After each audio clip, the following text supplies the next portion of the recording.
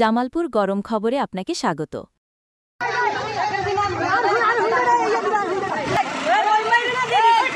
জামাত শিবিরের আলিশারার আমির সহ এরা আমাদের ওই যে ওয়ার্ডের লোকজন সব পুরো জামাত শিবির আর আমলিক মিলে আমাদের একটা আক্রমণ করছে। আমাদের যে যুবদলের সেক্রেটারি নেসার ভাই আমার সব কয়েকজনটা আহত করা হয়েছে। এখানে আমরা সুস্থ বিচার চাই, এদেরকে আইনের আওতা আনা হোক।